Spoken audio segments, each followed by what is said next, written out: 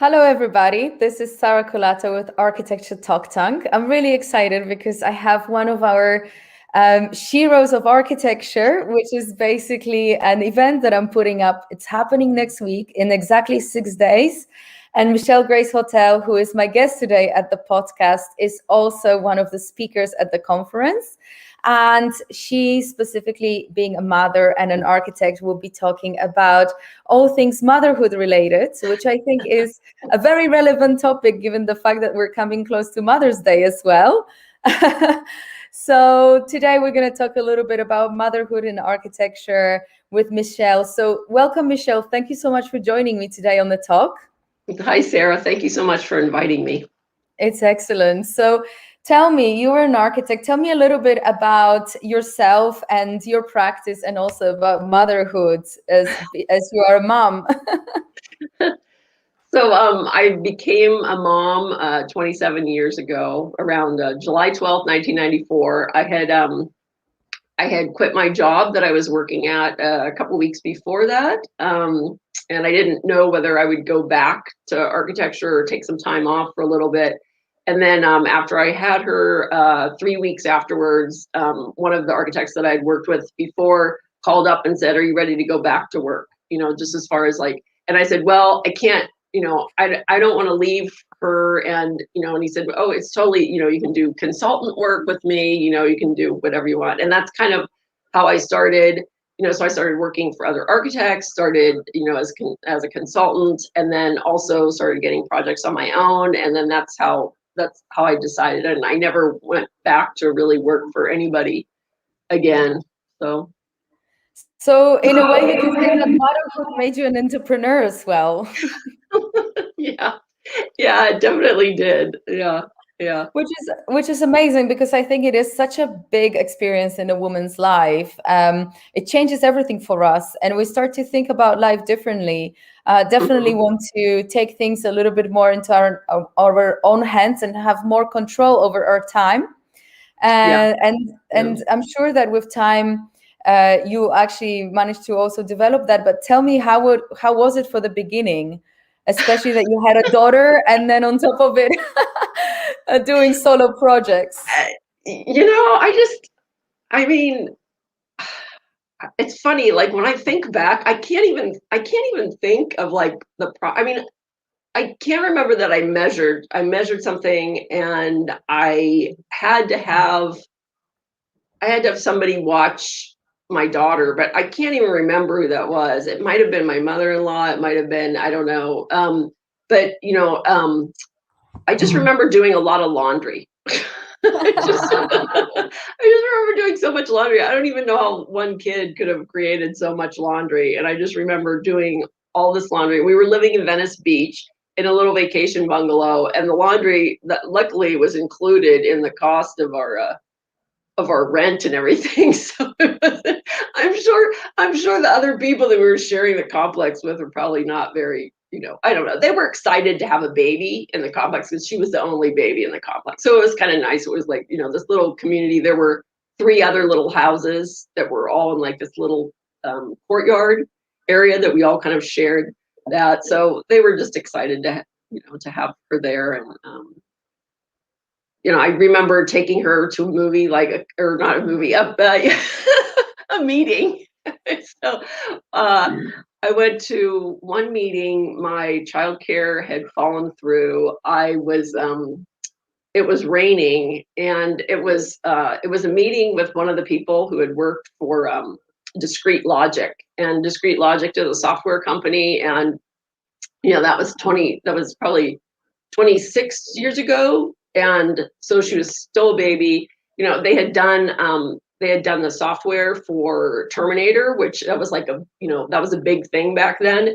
And so I walked into the meeting, and it had been raining outside, and I had her in a baby backpack, and my hair was totally wet, and she was in the backpack. And I sat down, and I'm like, there is no way I'm going to get this job. So, but they said, yeah, they wanted to do this tenant improvement. They kind of wanted it to look like they were Canadian companies. There was a lot of natural wood that they included in their they're because of Canada and the as being Canadian. And so, I designed it, and, they ended up building it and went back and took the photographs, and, yeah. Amazing. So tell me a little bit about the beginnings of your practice, and actually how did you find all that, and how did it develop eventually to obviously run on it, on its own, and you stopped working for someone else. But like I can imagine that balancing motherhood and doing that was challenging, but how did it work in respect of the business side of things? I've kind of been fortunate because I've always received referrals from people. I mean, it's either people that I've worked with before, where the project, somebody called up their office. It wasn't something that they were interested in. It was either too small, it wasn't big enough budget for them. And so they would refer it to me, or they would, as far as the consultant work, they were people that I'd worked with before that were familiar with my skills. And so they had, they referred consultant work for me. One of the people that I worked with at one firm, at Mark Appleton's office, started his own office, Lewin Wertheimer and Associates. So I had already worked with him, and he and his husband had a house in Venice Beach. And so he would, when I would come over to do consultant work, his husband would watch my daughter for a time, and then I would meet with him, and then go back and do the work. And, I could pretty much do the work on my own time. So, sometimes that was working until 2 a.m. It's like, and that was kind of something that I had discussed in the Mothers in Architecture thing, that like, you can do it, sometimes it's like you have to be working when you wouldn't want to. Like I said, okay, after age 50, I don't want to work past 2 a.m. I don't want to work till 2 a.m. But, in the past, in the pandemic, I've had to work till 2 a.m. because everybody's in the house. We're all in the house. Everybody's in the house. And that's, in order to be able to get that time to really focus, sometimes you just need nobody around, so that's kind of why I, have been, working late. And probably a lot of mothers out there, working late. I see on a lot of the Facebook groups, they're working a lot, and it's exhausting, it's exhausting. And, like I had said before, like I'm probably not the most pleasant person to be around when I'm working until 2 a.m. So, family and friends probably have to ease up a little bit about that, and kind of be more empathetic towards the situation. Absolutely.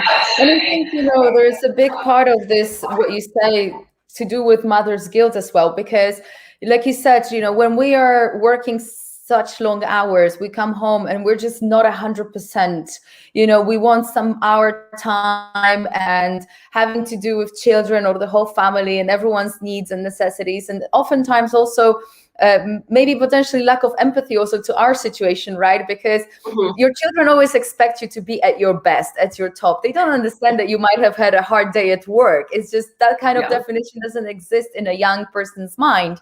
So it might be very challenging. And I think that a lot of female architects deal with that issue of, mother's guilt, and maybe not showing up 100% at home. So how do you navigate with this sort of thing?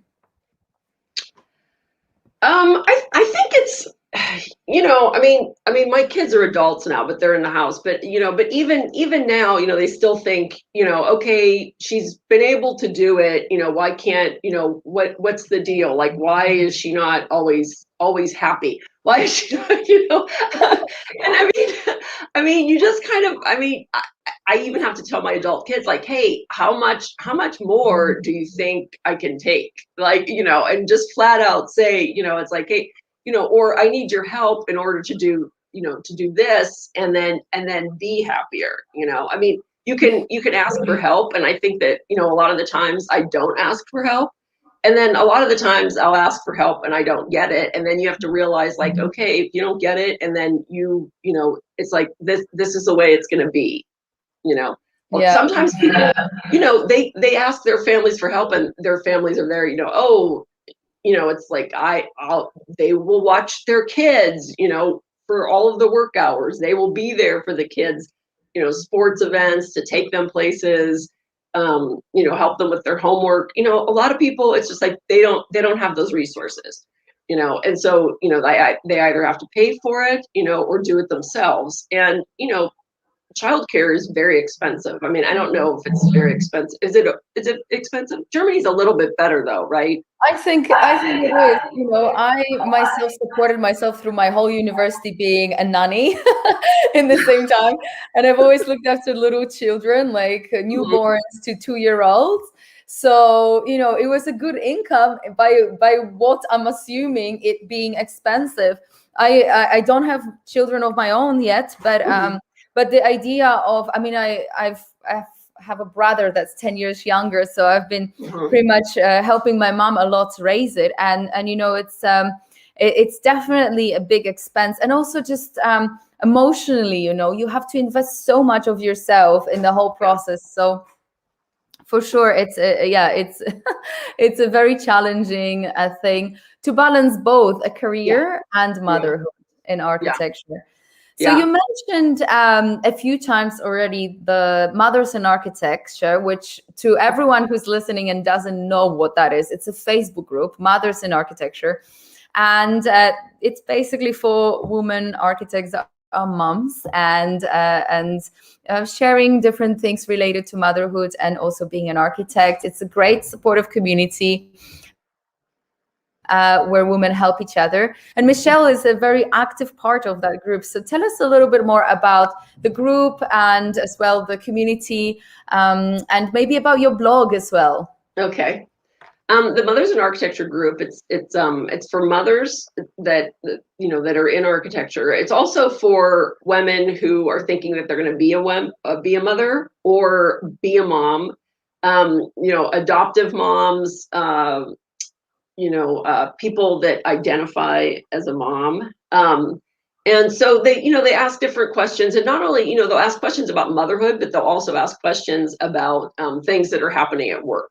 And at first, you know, the group wanted to, they put it out there. There were some men that wanted to join the group as the Mothers in Architecture group. So, and other, you know, engineers, construction, other people in construction.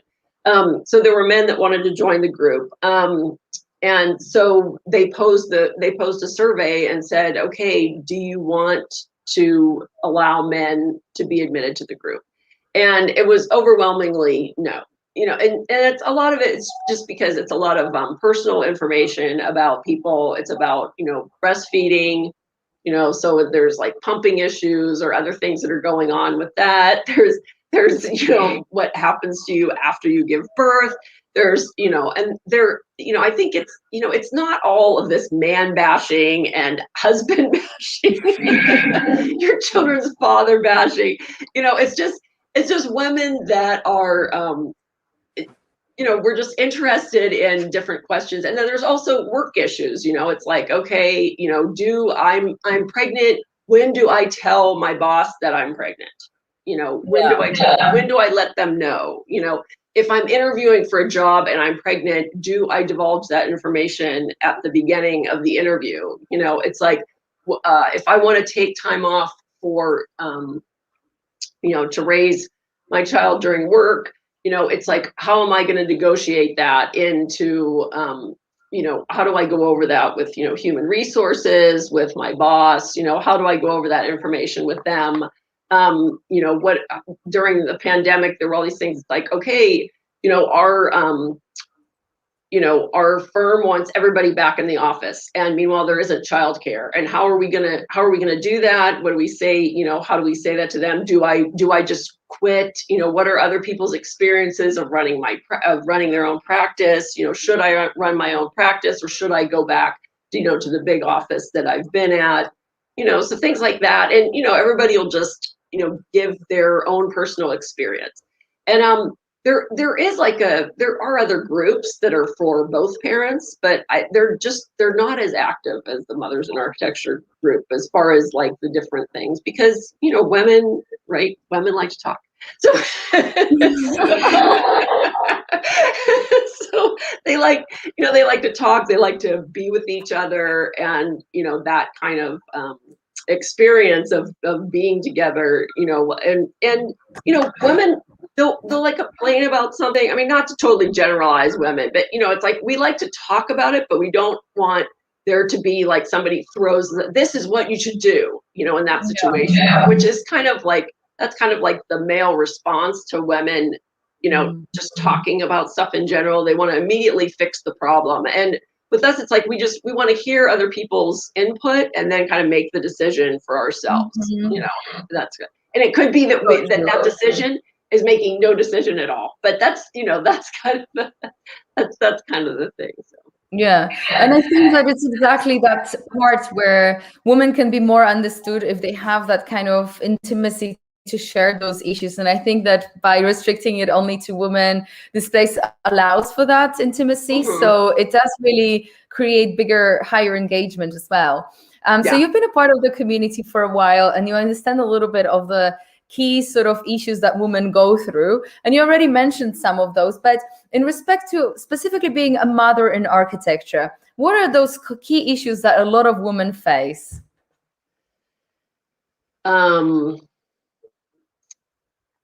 Work-life balance, I think, is a big part of it, because we tend to take on all of the things, like with motherhood. We are also taking on all of kind of the things that happen. I mean, I tell a story that I went away to help to write the architecture exam, and I get a call from the kid's dad, and he was like saying, yes, he wanted to take our daughter to the pediatrician, and our daughter was 13, and he said, well, where's the pediatrician's office? And I said, well, it's the same pediatrician that the kids have had for like the last 6 years. So he didn't know where the pediatrician's office, who the pediatrician was, and it had been 6 years. And I was like, is this my problem, or is this our problem? I mean, part of it is my problem, because I never told him and never said, you know what, just take them, because I always said, okay, I'll just take the kids. And we have 3 kids. So it's like we went to the pediatrician. I mean, not that much, but, because our kids didn't really get sick. But, they were going. It's always good to know the kid's doctor. So I think maybe sharing kind of that information, even if they're not going to do it, just like constantly sharing and asking them for to do things. I can remember one time, one of the kids, they said that they were sick, right? But they really, I kind of knew that they really weren't sick. They just wanted to stay at home. They just wanted to stay home. So their dad, they went to me, and I said, no, you're going to school. I'm sure a lot of teachers are going to love to hear this. But anyway, and so then they went to their dad, and they asked the same question. And he said, oh yeah, you can stay home, And then they came over, and then he came and he goes, oh, yeah, they're going to stay home because they're sick. And I'm like, I have a meeting today, and I have to go to the building department, and I wasn't planning on taking them, even though I have taken my kids to the building department numerous times when they were younger. But when they're school age, I just rather just have them go to school, and I go to the building department while they're in school. So, I just told him, I said, I'm not, it's like, I'm not going to watch them today. If you want them to stay home, then you call up and you take the day off of work. You take a sick day to watch them, And I have to tell you that after that, he never told the kids that they could stay home again. Yeah. It's very much about the division of roles, isn't it, in relationships, especially with both of the partners' work. But somehow, and I think that is the main issue, that, being a mother and an architect and sort of building your own career, that pops around a lot of times, is we're a full-time architect and a full-time mother. So it's almost like juggling 2 professions or 2 full-time roles. Yes. And sometimes they can be conflicting, because you have to compromise one with another, and non-stop balance. It's work-life balance. And the thing is, challenge. And the kid's dad is also an architect, right? So he was working at a firm, right? So it's like you've got you've got another person that, and I supported him in that career because he wanted bigger projects and everything. So we didn't do the typical, husband wife architecture team where maybe you're able to like divide things up a little bit better if it's your firm. But we didn't do that. We couldn't work together. We wouldn't, we probably wouldn't have been married. But but it's kind of very, very much about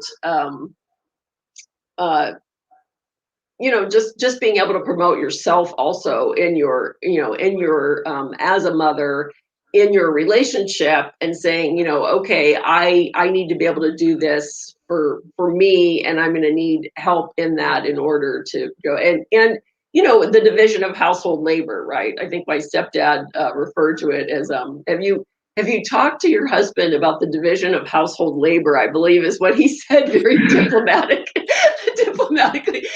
He's a design engineer, so he was kind of very nice. Instead of just Speaking of archibubbles. Yeah. Yeah, it makes sense. It makes sense. So tell us a little bit about your blog. Okay, so I have a blog. I've never met a woman architect before, and it's just a blog about how how I'm navigating motherhood, architecture. I'm a planning commissioner, and then a volunteer, and now also a caregiver for the kid's dad also. So just kind of like going through all of those different things that you need to do. And part of it's about motherhood, but a lot of it is architecture and kind of like those those conceptual elements of both kind of roles, kind of concept, design, the kind of reality of things. So the reality of life, how the building, so that kind of goes, the concept. You have an idea of what you want to do in the building in your life, then you kind of design it and say, okay, I want it to be like this. And then there's the reality, kind of like the construction, like, oh, okay, we don't have, the finances are not going to make what you really wanted to happen. So it's actually going to happen like this. So kind of those parallels, and for the past 3 years, I've also been doing, interviews, like podcasts with different architects talking about that, and men and women, just talking about architecture. I have the 4 questions that I ask people, and then the past year we've been doing like a work from home series, so asking people how they're managing their practices, how they're managing their life, with their spouses, significant others, kids and everything, and work from home. And so the one for Mother's Day for this Sunday that's out right now is with the 3 women from Mothers in Architecture. So it's Elsa Contreras, Bianca Beedling, and Tara Wood Dozark. And we also talk, so we talk about architecture. We also talk about what gifts you shouldn't get your mothers for Mother's Day. Either your own mother, or what you don't want your kids, or who might really be buying them, their dad, what you don't want for Mother's Day. So some of those things, any self-help books you really don't want to give people for Mother's Day. or like workout clothes, pretty much, one, because we've been wearing workout clothes this whole year, so we probably don't need any more. And two, you don't want to be told that you should be working out, or any type of self-help book. Even though I do have one book on there that's called Women Get Paid, I think. Women Get Paid, I think is the name of the book, that just kind of talks about women in business and negotiating in a man's world and things like that. And then what's the other thing? Yeah. So none of those. Yeah. Amazing. I love it. Yes, I said no clothes, but I didn't say like don't, no clothes for Mother's Day, which on the YouTube, for context and clarity, they kind of were making a joke saying like, oh, is it no clothes on Mother's Day? And I'm like, no, you don't buy clothes. You don't buy clothes for unless they've tried on the clothes, unless the woman has tried on the clothes, I don't buy them those clothes because we're all probably a little bit bigger than we were before, and we don't want to find out on Mother's Day that. So it's like no clothes. These are all really helpful tips. I love it.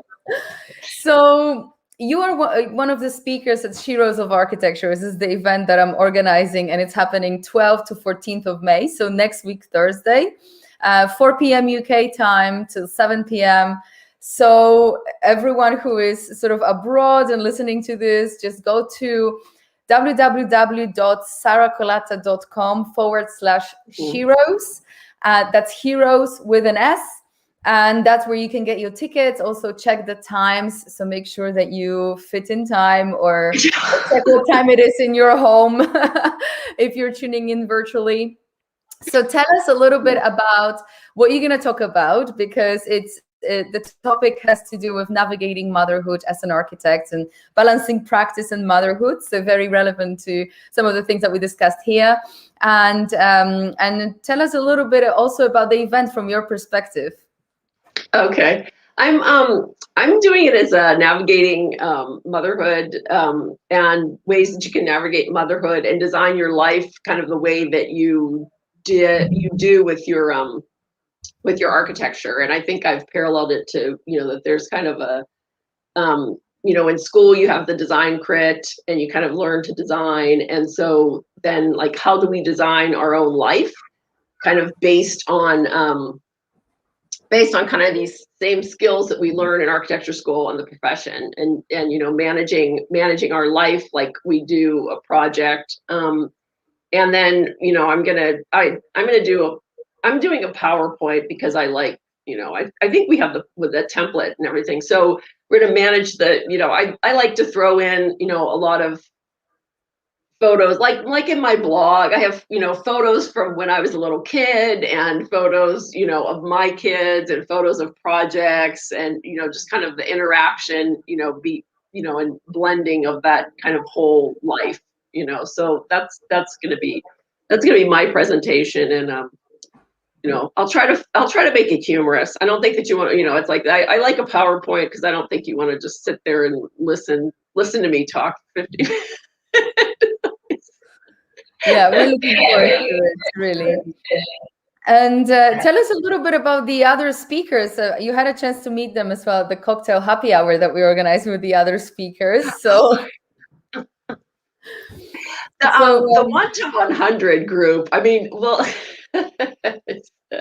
I think they're great. I had a chance to to talk with one of them because we got into the wrong group for one of the meetings. So she and I spoke we spoke the whole time. And it's great. She's part of the 1 to 100 group, and that group there's 7, right?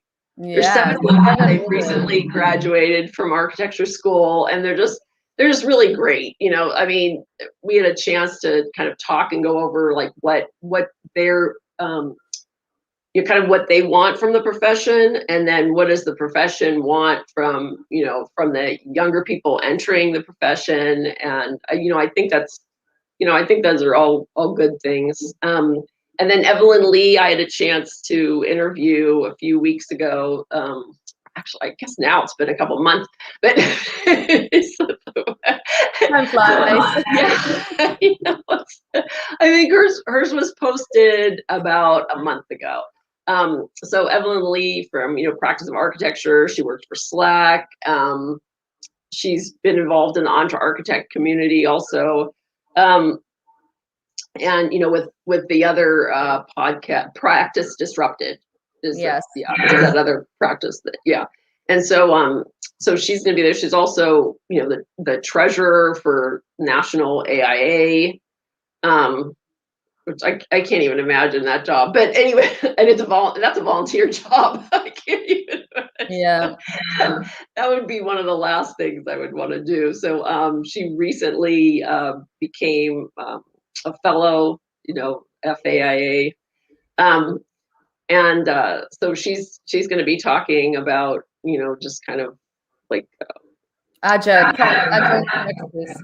Yes, which are, you know, like practices that are different from the typical traditional architecture practice. So Exactly, very relevant topic, especially for women. And yeah. we have a few topics that kind of touch on that notion. Also, Lisa Rains, one of the co-organizers of the event, she's going to talk about franchising in architecture. She has her own franchise and helps women basically start businesses through developing a franchise with her. So that's really amazing. And also we have another treasure of the RIBA, Simone de Gaulle. Oh She also Oh, is she one? Oh no, I've seen her on your show. Yeah. I yeah, didn't so she's realize she going to was talk a about treasure. Oh my architecture. gosh. Oh, I Yeah, can't it's even an imagine it. incredibly Yeah. powerful group of women, and it's going to be absolutely exciting. Some of the women own also other communities in architecture, like the Women in Architecture Collective with Joanne Lee. So Yes. it's going to be just a Yeah. great Yeah, I'm in panel, that great group event. too. Yeah. Yeah. Exactly. So, Yeah. guys, for all of you listening, please go to www.sarahcolata.com/Sheroes to get your tickets. It's 6 days left to the event, and me and Michelle are going to be there, not only hosting, but also having a panel. And there will be also other women joining, not only speakers, but we're going to have a community of people that can interact with each other. So go get your tickets, don't miss the opportunity, and join us for the events. It's only 6 days to go. And you can ask me questions. Ask me any questions you want. Exactly. Yes, absolutely. There is going to be a Q&A as well. And also, if you want to connect directly to Michelle, you can go to her blog, which again, what is where can people find your blog, Michelle? Oh, it's just Google. I've never met a woman architect before, and I just pop up there. Yeah. Excellent. So go Yeah. there, go to Google. I've never met a woman architect before. That's how you can find the blog. And also, if anyone wanted to connect with you directly, Michelle, maybe LinkedIn. You can go to my Michelle Grace Hoddle Architect Facebook and send me a direct message on there. I can probably, you can email me, but just do a direct message through Facebook. Yeah. Excellent. All right. Well, thank you so much for joining me. I cannot wait to see your presentation at Sheroes. Thank you, Only Sarah. 6 days to go until the event, and exciting. And thank you so much for joining me today at Architecture Talk Tank. Thank you. All the best, Michelle. Thanks. Thanks.